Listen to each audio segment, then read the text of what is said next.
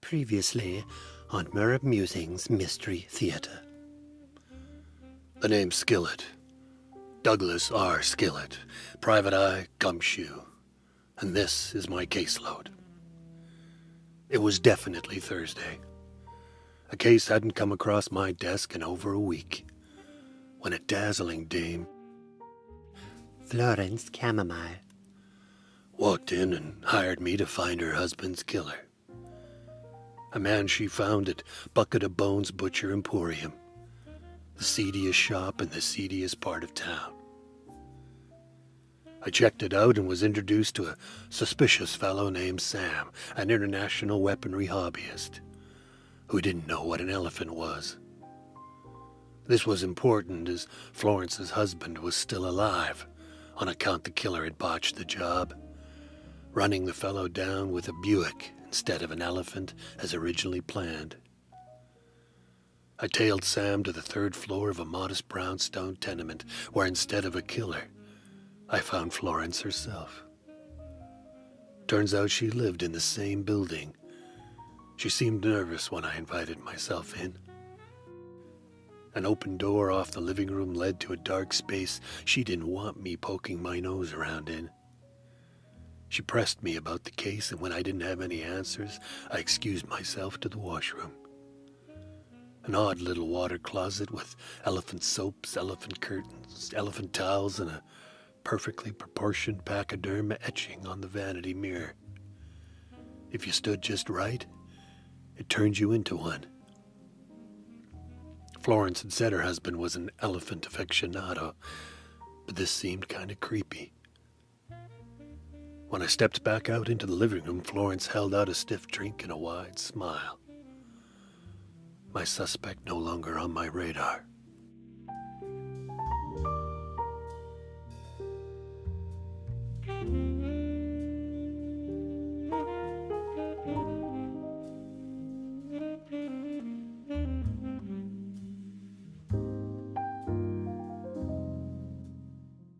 So, tell me, Detective Skillet, just what have you uncovered this far? The drink was all the things I'd asked for. It went down fast and wet. Enough to keep me interested, I said. Good. Since I've already paid you half your fee, would you like another? She was pointing to the empty glass in my hand. Why not? What's it called? It didn't taste like any drink I'd ever swallowed before. A pucker upper, a little something brought from my native country. The image in the bathroom mirror had put me on edge, so a little more emotional lubricant couldn't hurt. Besides, I hadn't puckered one bit. This time make it a double, I said. That was. I noticed she had changed her clothes, putting on something a little more snug. She made that familiar sound as she dipped back into the kitchen. I beelined for the door she nervously had her eye on earlier, as now it was closed. Guess she didn't want me knowing what was on the other side. She called from the other room. Did you get to the butcher shop? I hollered back, "Yeah." My hand clasped the doorknob. Lousy weather we're having. I was never good at improvisation. It's been sunny all week, the perfect temperature. The knob turned, the latch clicked, and the door slowly opened. I hate the heat. Neither my office nor my apartment have AC. I peeked inside. Well, anytime you need to cool off, Detective, you are more than welcome here. Our air conditioner has a setting called Frostbite Bliss. What I saw changed everything. It crashed against my suspicions and broke them into a million tiny pieces. It twisted every word Florence had said into a truthful lie and spat them back out like lemon drop bile bombs. I knew then what I had to do next. Forget Sam and pay a visit to her husband, Mr. Chamomile. Frostbite Bliss, that's pretty funny. I closed the door just as she walked back in. One triple picker-upper for the good inspector. It went down even faster than the last one. And so did I. As my head hit the floor, my lips and anus were puckered something fierce. That's one hell of a drink. I was unconscious for the rest of the night, not because of some diabolical plot by Florence to stop my investigation or to take advantage of me, but because I really couldn't handle my liquor. In the morning, she offered me a hangover beer and sent me on my way. The hospital was across town and in a more affluent neighborhood. Visiting hours hadn't started yet, but all I had to do was flash my badge and sound important. Mr. Chamomile was in the ICU, top floor. Great view of the park and cute surrounding shops. He lay fully bandaged from head to toe, arms and legs pointing to the ceiling, connected to cables and counterweights. He looked like a mummy marionette put into storage. There were machines connected to him, tubes running in and out, different colored fluids pumped back and forth. A large screen blipped his heartbeat and countless other vitals that meant more to the doctors than to me.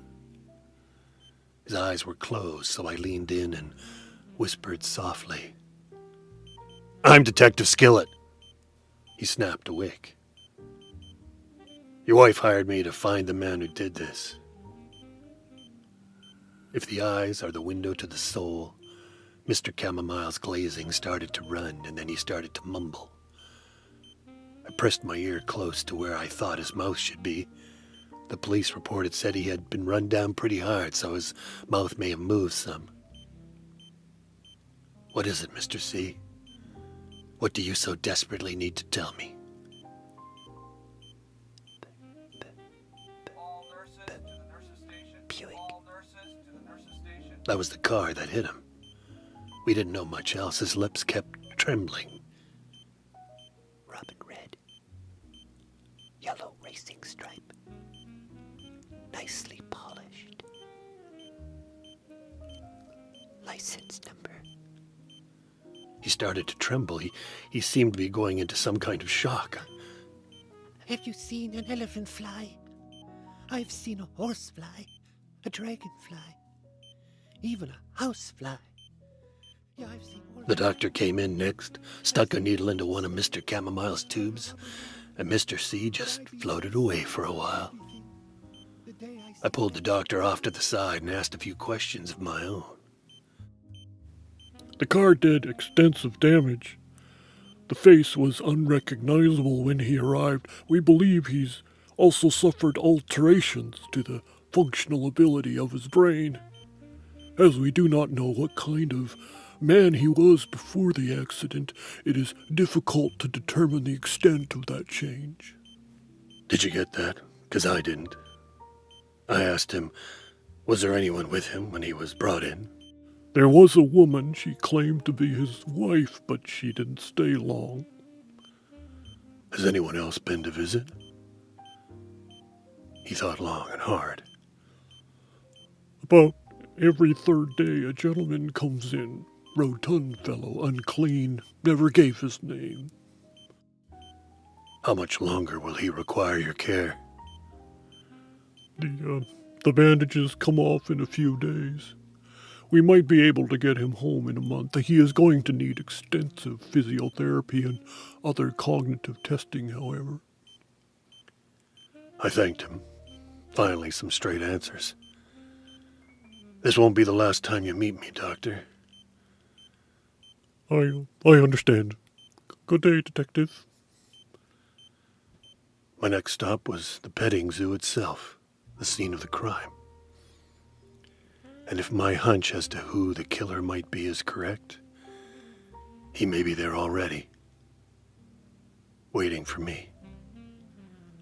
I adjusted my really big bullets and prayed I wouldn't have to use them. Finally, it was Friday. With any luck, I'd have the case wrapped up by the weekend.